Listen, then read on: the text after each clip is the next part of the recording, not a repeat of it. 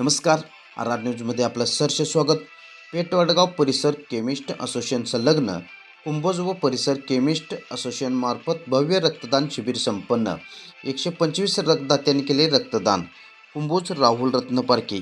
अखिल भारतीय औषध विक्रेता संघटनेचे अध्यक्ष आमदार जगन्नाथ शिंदे यांच्या 76व्या वाढदिवसानिमित्त आयोजित पेठ वडगाव परिसर केमिस्ट असोसिएशन संलग्न कुंभोज व परिसर केमिस्ट असोसिएशन मार्फत भव्य असे रक्तदान शिबिर संपन्न झाले.